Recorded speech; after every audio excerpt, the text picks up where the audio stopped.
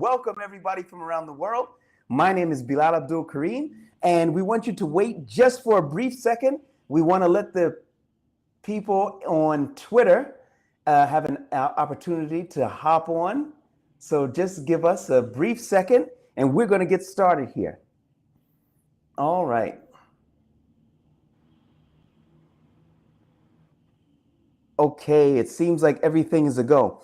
Bismillah, alhamdulillah, as-salatu was-salam ala rasulillah, wa ala alihi wa ashabihi ajma'in. Welcome everybody from around the world. My name is Bilal Abdul Kareem, and we are here.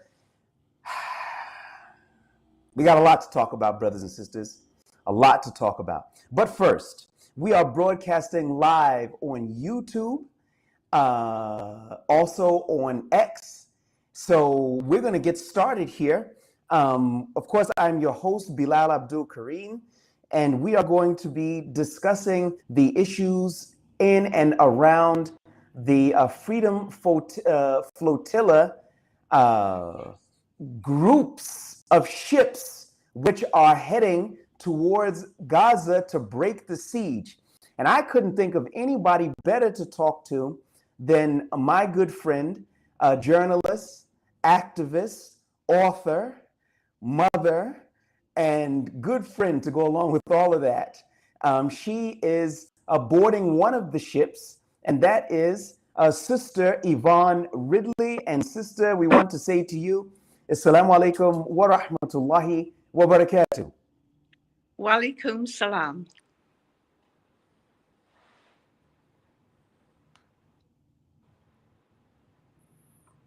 Yes, are you hearing us? Yes, I can hear you very well. Yes, Sister Yvonne, can you hear us? Yes, I can hear you.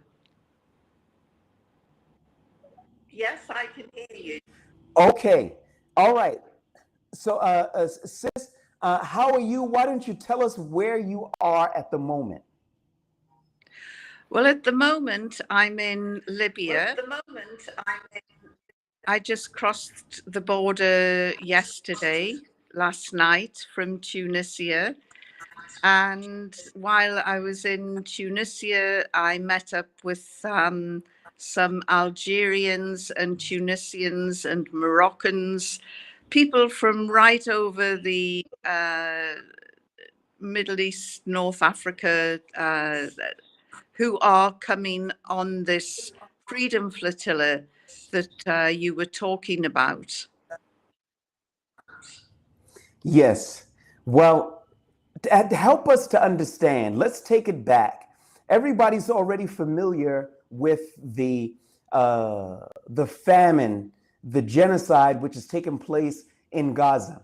But we would like to know, what are your goals? What are you hoping to achieve with this trip? Well, the chief goal is to stop a genocide. But the main aim of the flotilla is to give food and medical aid to the children of Gaza. We're hoping that the actions of a few ordinary citizens from around the world will shame the international community into doing something practical. You know, we're under no illusions. Our aid is like a drop in the ocean for the people of Palestine. But it's not a stunt. It's the Zionists have attacked us in every way they can to try and undermine our efforts. But be in no doubt at all, this is a humanitarian mission. It's historic. It involves more than 42 countries, and it is an initiative by ordinary people like you and I who can't stand the deaths anymore. We have to do something to try and stop this genocide, this Holocaust. You know, it's 2025 and children are starving on our watch. Now, your voice cut out just a bit, but I think everybody was able to understand what you were saying. Just to reiterate, you were basically making mention that while the amount of aid that you're bringing is what would be called a drop in the ocean, but this is an opportunity to show what ordinary citizens can do to shame the international community and those who are in power who have done nothing. Did I get that right? Yes, what has Britain done, for instance, where I come from? What has Britain has supplied bombs that have been used by Israel to bomb hospitals and schools and humanitarian delivery centers. And that's all that Britain has contributed. It says that it is sending aid, but these are weasel words from global politicians who really are at the mercy of a rogue state. And Israel is a rogue state. It's unbelievable. If you look at the map, we're talking about a country which is squatting in the Middle East. It's not even the size of a South African game park. And there it is, festering, just piling on agony to the Palestinians. And it's mainly the Palestinians in Gaza, although the Palestinians in the West Bank, the occupied West Bank, are also suffering as well. So the global South, which was the first to step up to the plate and initiate war crimes investigations into Netanyahu and Ben Gvir and other members of the Israeli government, the global South has tried to do its best. South African lawyers did a brilliant job in taking Israel to the International Criminal Court of Justice, but it doesn't help when America turns around and says, well, we're going to penalize and sanction the ICJ because it's taking our good friend Israel to court. America is supposed to be the superpower of the world, but it is showing absolutely no leadership at all. And it is giving rise, if anything, to some pretty Leadership in arming the genocide. yes. It's Donald Trump is looking very weak. He looks like a man who has to take orders from this Zionist state. And now people are beginning to understand why. Because there is a very powerful lobby group called AIPAC, which in America is paying millions and millions of dollars to politicians. It doesn't matter who they support. It doesn't matter if they're Democrat or Right. Republican. It's just, will you help Israel? So basically, AIPAC has bought and owned more than half the Congress, the American Congress, and they make sure that those politicians are doing their bidding. In other words, America is under the influence of a foreign power. Now imagine if those politicians were taking rubles instead of shekels, the outcry that there would be from ordinary American people. And of course, similarly in Britain, more than half the British cabinet is in the pay and sway of these influential Zionist lobbies.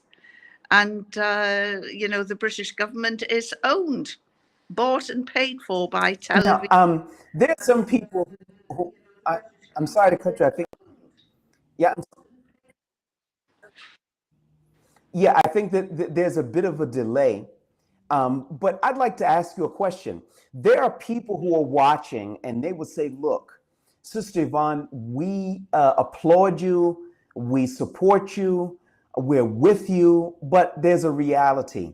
the Israelis are not going to let you through. What would you say to those people? Well, I know that you have been in some very tight spots.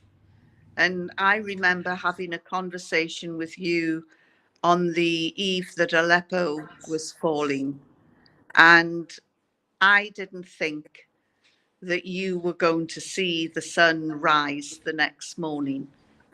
But alhamdulillah, here we are talking. And miracles do happen. Things can happen. Things can change. Here we are. And I believe that we will get through. You know, my time, like yours, is valuable. I can't just drop everything and flit off on a whim for some jolly around the Mediterranean. I need to know that I've got a fighting chance of getting through to complete this mission. And I believe that we will, because the United Nations has just announced it is also providing a ship for the flotilla, and some other major figures are coming on board the flotilla. We have Nelson Mandela's grandson. Wow. The chief, he arrived today in Tunisia, and he is joining the flotilla as well. We've got actors from Hollywood, comedians from Ireland, a brilliant actress called Nicole Vanes from Romania, who does a lot of satirical work.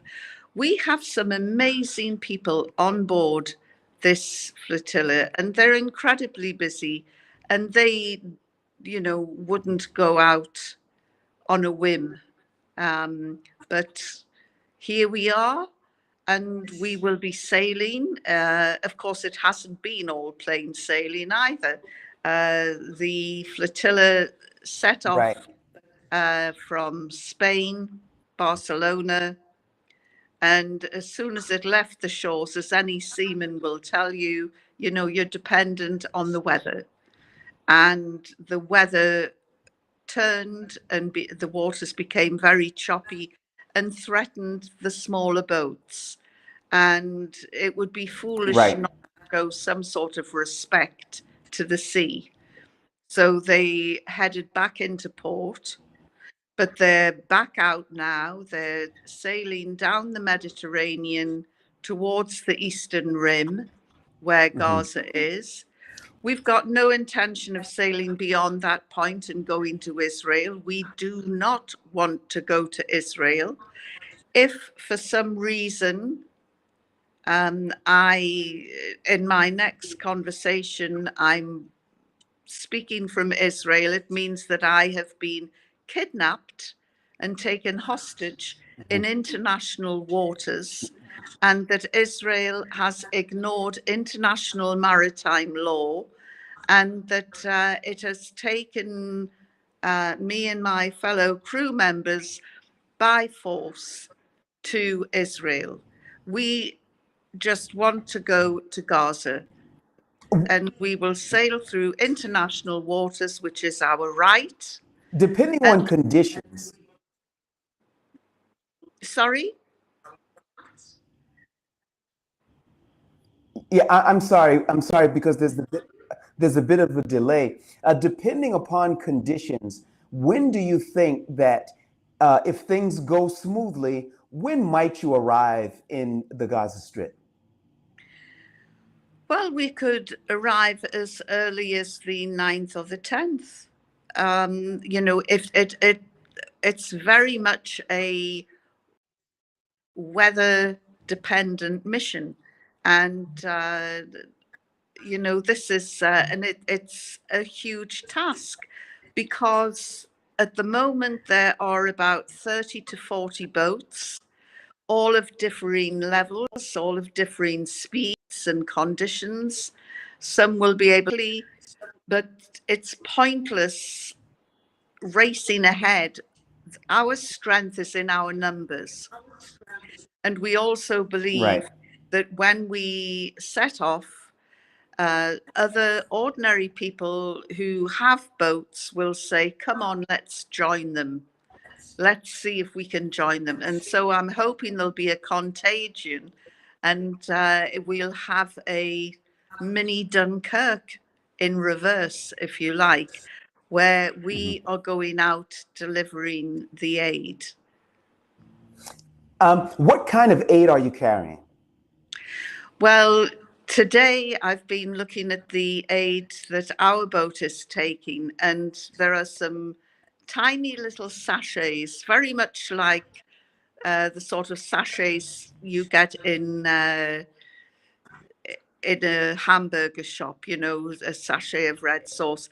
And these sachets are packed with highly nutritious goodness for children from 6 months upwards who are suffering from severe malnutrition. And one of these sachets, which you can open and just suck it and eat it as it is, will save a life. And we have over 6,000 of these sachets. So this is life-saving equipment. It's very light, it's very mobile, it's waterproof, and it was specifically bought for the flotilla. It has a long shelf life, just in case the Israelis do try and pull any of their nasty stunts. And so that's aid. We're taking blankets as well. There is nothing in Gaza, Bilal. There is no food. There is no water. There is no power. There is nothing. So if you can think of anything, then we would pack it, you know, and so we've got blankets to keep people warm. We've got this highly nutritious, life-saving food, which will save a life. And you know, we've got water and all and medicines, you know, things that are desperately needed in Gaza at the How moment. long are you planning to stay in Gaza?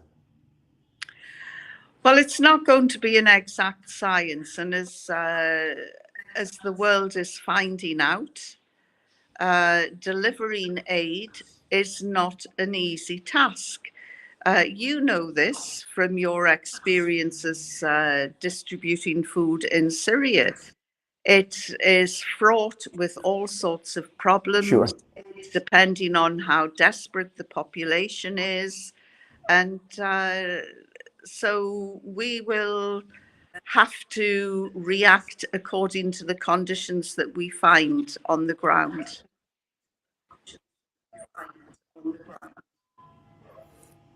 Right. Okay. In the event that, okay, first, now let's talk about the Israeli government. They're saying and making threats that they're going to seize the boats and that they're going to, quote, repurpose them for Israeli use. What do you feel when you hear these kinds of threats?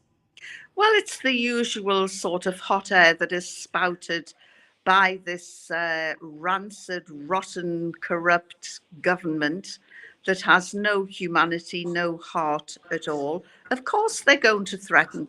They're bullies. That's what they do. They threaten and they bully. Now, they threaten and they bully the President of the United States, and they do it very well.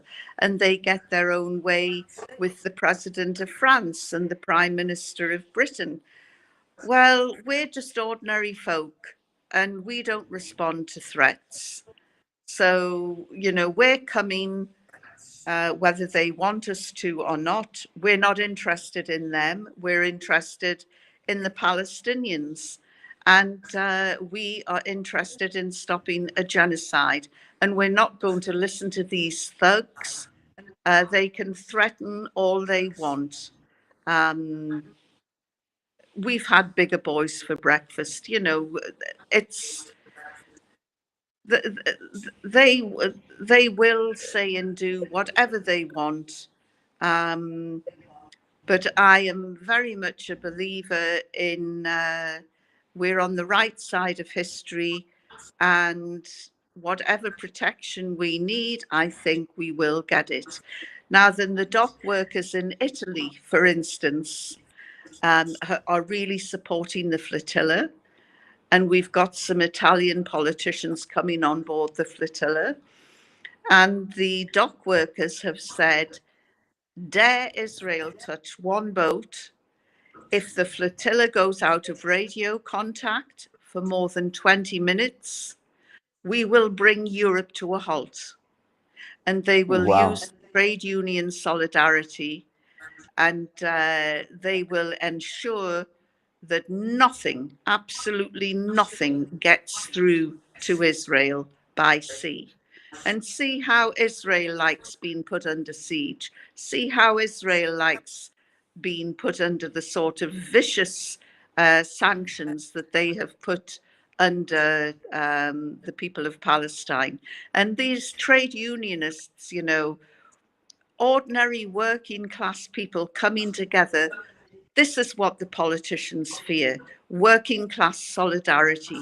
And once the dockers start, you will find that all sorts of other people will start as well. There's pressure being put on FIFA and UEFA, the football groups, to stop Israel from competing in the World Cup. We are going to make sure that Israel becomes a social pariah, reviled by the world. Well, it already is reviled by the world. A vote in the United Nations just a few days ago designating food as a basic human right. Okay, your voice is cutting out just a little bit. If you can still hear me. Yes. Yeah, Well, your voice is cutting out just a little bit. Sister Yvonne, I want to ask you a question. Now, you're not representing any government. Those other people who are with you, even some of the politicians that are going, are not taking this trip as representatives of their respective governments. These are just civilians who gathered their money and put some aid together and are just boldly saying, we're going to Gaza, we're saving these people. What kind of message are you trying to send to Abdul Fattah al-Sisi, King Abdullah in Jordan, who border Israel? What kind of message are you trying to send to Ahmed Shara in Syria, who also borders the Israeli territories? What message are you trying to send to the Crown Prince of Saudi Arabia, bin Salman? What are you trying to say exactly to them? well, you've just described a group of men who have no backbone. And what our message would be to them is fear us, fear the people, because Yeah, the are you able to people, hear me? can you hear me? My message to them is fear the people, because the Yeah, can you people still hear me? made you, and the people Yeah, I think have we're put having a you up on little the bit pedestal, of and we can bring you back down. And so I would say, in fact, I'm surprised it hasn't happened yet. I would say to the people of Jordan, rise up against the monarchy. They are shameful in their behavior towards the Palestinian people. We have to rise up and resist. And some of the greatest movements have been started by ordinary people. The Black Civil Rights Movement in America was triggered by one tired little Black woman called yes, Rosa I can. The Parks. last thing we heard was that they should fear the people because the people. The people will rise up. You know, we have seen what people power can do right across Tunisia, Morocco, Egypt. We've seen Libya, where I am now. You know, it's a great country, and and the boat that I am traveling on is called the Omar al-Mukhtar boat. Omar al-Mukhtar, born in 1858, he would not surrender. He would not give in. He was a real fighter. He would be looking at us now and be deeply ashamed. He fought against colonialism. He rose up against the Italian occupiers and oppressors. And it was people power that got rid, in the end, of the imperialists from Italy and Britain and France and other Western countries. And this was done by people power. And I would say to the King of Jordan, you want to stand up, get up off your knees and stand up. We made a speech here yesterday when we arrived in Libya, and we were given a wonderful reception by the heroic people of Zawiya, and they know what it is to rise up.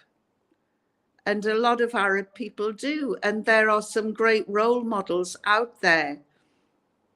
And that's what I would say to the King of Jordan, and to the Crown Prince, the de facto leader of Saudi. I would say the same to him as well. Him, and, to hell with him and his vanity projects. How much more humiliation are the Saudi people going to take? And, again, I would urge the Saudi women, kick your husbands out of the bed and lock the bedroom door and don't let them back in until they show some backbone as well. People are dying. Babies, our babies are dying.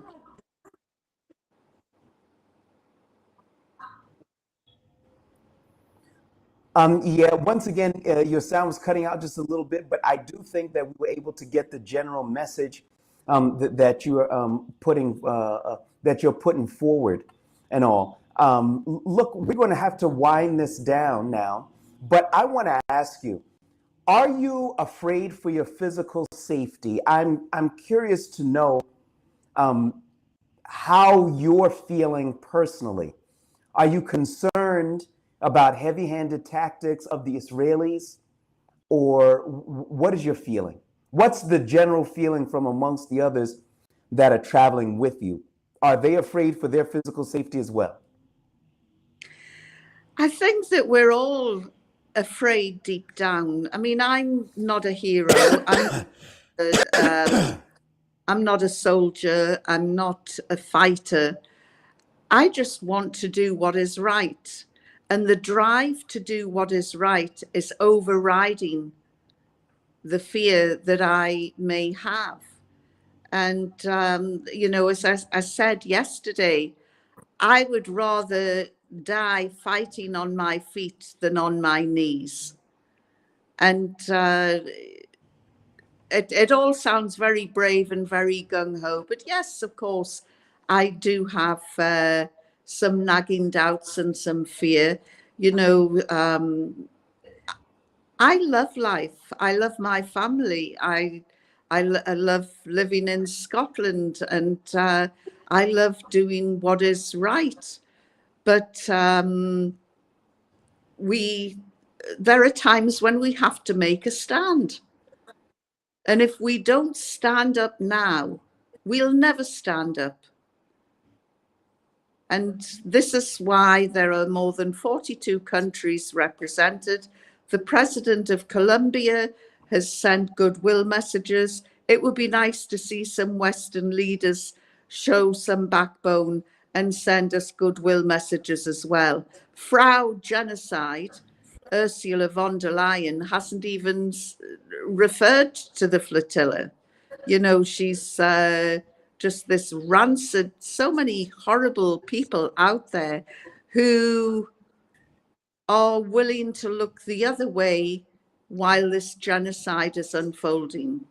Well, one day somebody will ask me, what did you do to stop the genocide?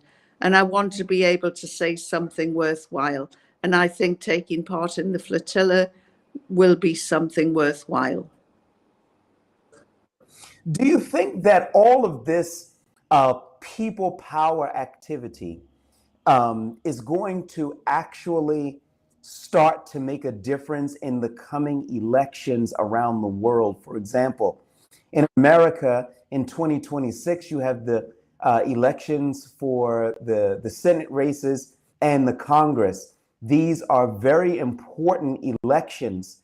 And I'm feeling that those who are continuing to run by AIPAC money, continuing to spout and to spew that Israel has a right to defend herself and so on and so forth, I think that they're going to find themselves isolated, not just in America, but I'm also talking about in places like the UK, France, and other places, because there's just a big disconnect now between the people, the populations, what they want, and what their respective governments are putting forward. So my question to you is that, do you imagine that this group of ships, first it was Greta Thunberg, and she was on one ship, and now there are 30 or 40 going. Next, there may be 50 or 60 or 100 going.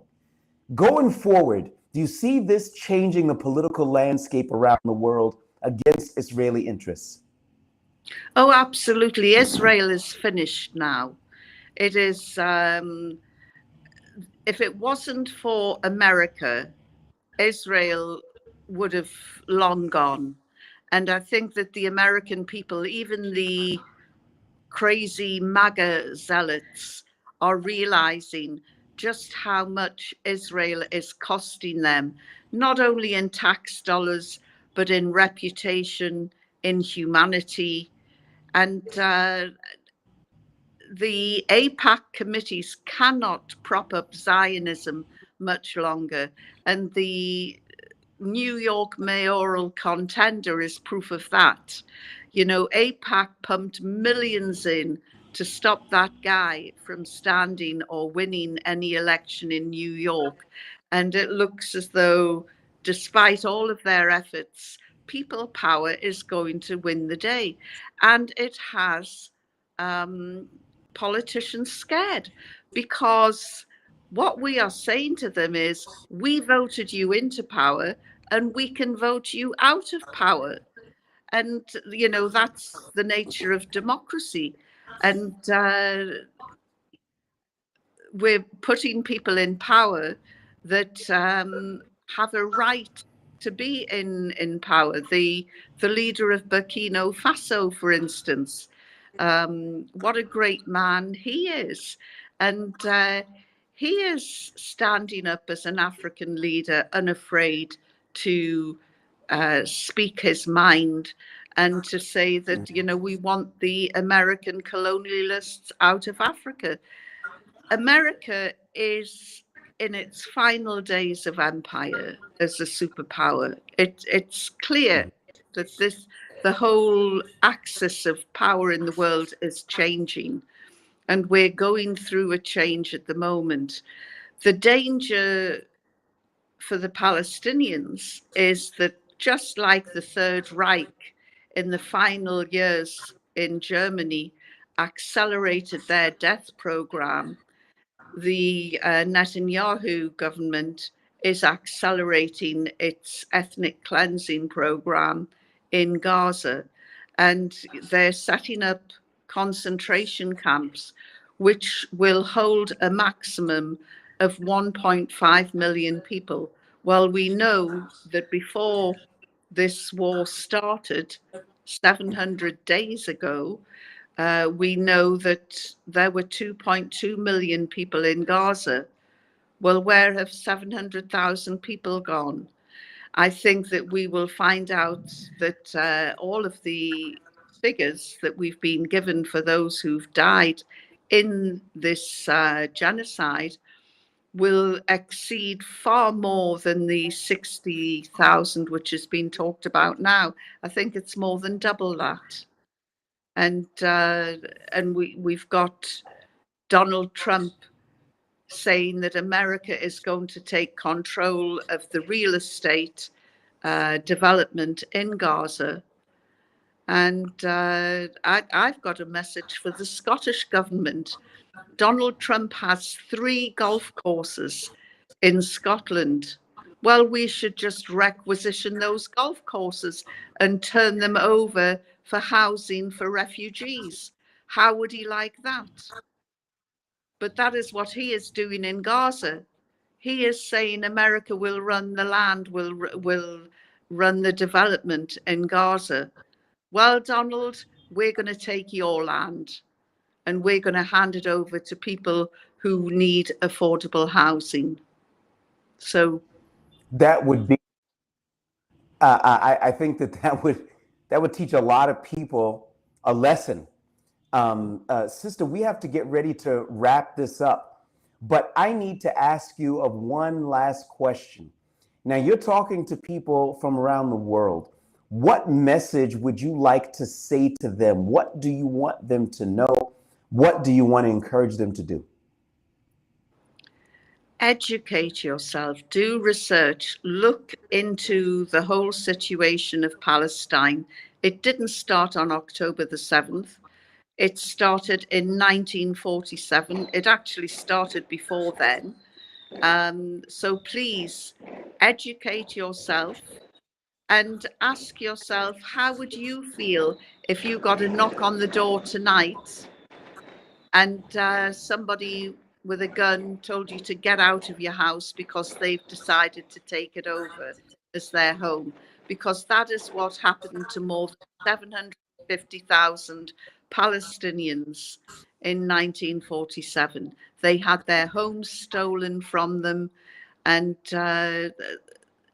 this is grand theft. And the Israelis are continuing this theft by eating up the land in the West Bank. Forget the 2-state solution. Israel was never serious about it in the first place. Let's push for 1 state, 1 solution, 1 Palestine. You know, for centuries, Jews, Muslims, and Christians have lived side by side very peacefully, and they can do it again. So let's get rid of Zionism. Zionism is the real evil here. And, you know, I was so happy when Syria rose up and got rid of its oppressive leader. But all I would say to your new leader is, what is the point of you if you are just not going to support your brothers and sisters in Palestine? What was it all about? Because the Middle East cannot be free unless Palestine is free. So to Jelani, I forget his new posh name, to Jelani, I would just say, grow a spine, stand up. You've got people who rose up and put you in power. Those very same people can take you down again. So you just do the right thing. Grow a spine. Well, look, Sister Yvonne, I can't thank you enough for joining us. I'm really happy that we've had you. I'm really going to be following this thing up in the coming days to see how your trip into Gaza goes. I'm going to ask you even now that once you're in Gaza, you got to come back on. You got to tell us what you've seen. All right. So we've already booked you. And that's what I'm most afraid of, what I am going to see. And I think they're most afraid of what you're going to say. Only the truth. And you can't be afraid of the truth. Well, Sister Yvonne Ridley, Jazakillah khair for coming on. I just want to just read something out here where we've got Save Masjid al-Aqsa says, Yvonne should address who is hoarding the powers of the world, the root of the problem. And It's I think that's, Zionism. yeah. And And people, then they also had another comment that said, Assalamu alaikum, wa alaikum salam. I was studying a little about Jews and their history. They want a Jewish only state. Jews were protected and provided for by Allah's Sharia, of course, which is true.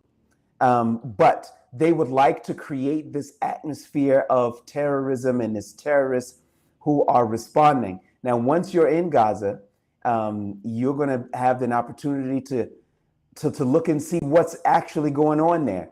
And we're going to be close behind you, inshallah. inshallah.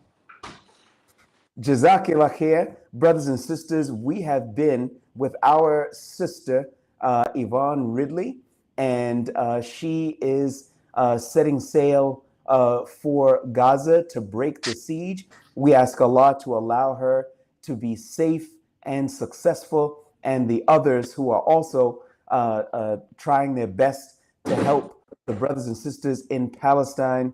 Jazakumullah khair. My name is Bilal Abdul Kareem. Assalamu alaikum wa